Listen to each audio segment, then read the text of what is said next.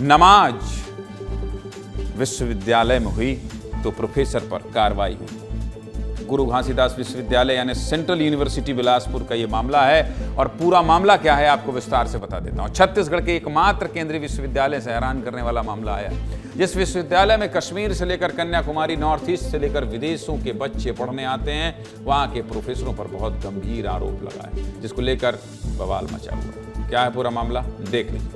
पूरा मामला बिलासपुर के गुरु घासीदास सेंट्रल यूनिवर्सिटी का है, जहां हिंदू बच्चों से जबरन नमाज पढ़वाने का मामला सामने आया। सेंट्रल यूनिवर्सिटी ने एनएसएस के तहत एक कार्यक्रम का आयोजन किया था, जिसमें अलग अलग डिपार्टमेंट के छात्रों को शामिल किया गया था। इसी दौरान 30 मार्च को ईद उल फितर का त्यौहार आया। कोटा के शिवतराई में कुछ मुस्लिम बच्चों को मंच पर नमाज पढ़ने की प्रक्रिया को दिखाने की बात कही गई। फिर 155 हिंदू छात्रों को नमाज पढ़ने की प्रक्रिया का पालन करने और इसे लगातार करते रहने का दबाव बनाया गया, ऐसा आरोप। सभी हिंदू छात्रों ने प्रोफेसर के दबाव में नमाज की प्रक्रिया का पालन किया। इसको लेकर क्या कह रहे हैं छात्र, पहले सुनिए फिर आगे बात करें।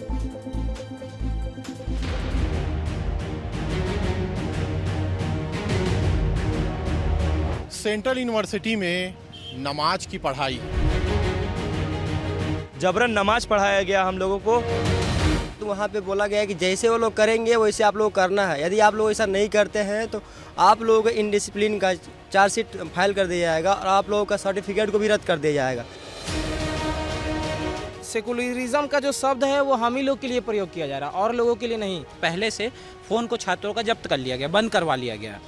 तो इनकी कहीं ना कहीं विश्वविद्यालय के आला अधिकारियों की ये प्लानिंग थी कि ये सब सारा विषय हो।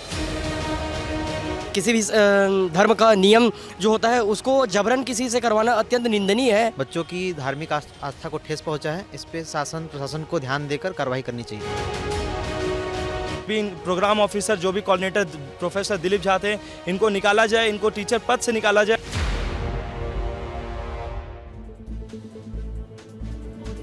जबरन नमाज को लेकर छात्रों ने प्रोफेसर दिलीप कुमार झा पर आरोप लगाया है, जिन्हें एनएसएस के कोऑर्डिनेटर पद से हटा दिया गया। इसके अलावा प्रोग्राम ऑफिसर बसंत कुमार, ज्योति वर्मा, नीरज कुमारी और सुखवान सिंह का नाम भी सामने आ रहा है। इस मामले का खुलासा तब हुआ जब छात्र ने पुलिस से मामले की शिकायत की।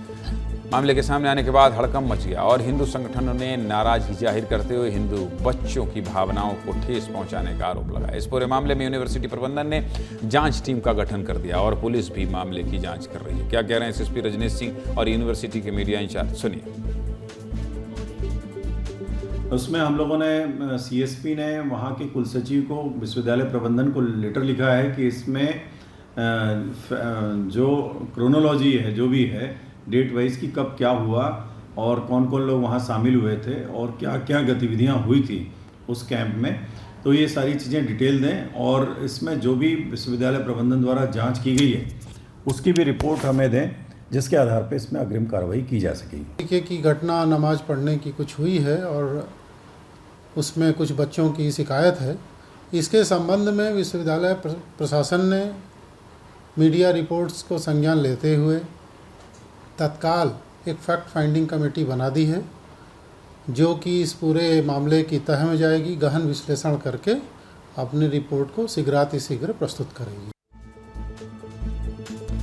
वैसे आपको बता दूं, ये पहली बार नहीं है जब इस यूनिवर्सिटी से इस तरह का मामला सामने आया। इसके पहले भी कई विवादित मामले सामने आए हैं, लेकिन अब ये मामला राजनीतिक गलियारों में एक मुद्दा बन गया है। इसको लेकर बीजेपी प्रदेश अध्यक्ष किरण सिंहदेव और कांग्रेस नेता धनेंद्र साहू ने भी बयान दिया है। सुनिए क्या कह रहे हैं। एजुकेशनल इंस्टीट्यूट है, चाहे वो स्कूल हो चाहे वो कॉलेज हो, निश्चित रूप से वहाँ पे जो आपके कोर्स की चीज़ें हैं और उससे बाहर बात नहीं होनी चाहिए।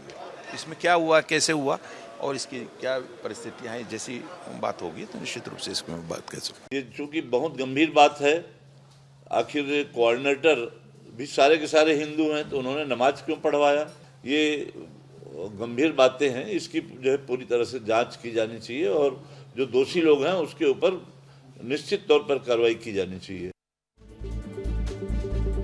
इस तरह के मामले ठीक नहीं। मामले में कौन कौन से लोग दोषी हैं, जांच के बाद ही पता चलेगा। आज जो अपडेट आपको आया था वो बता दिया।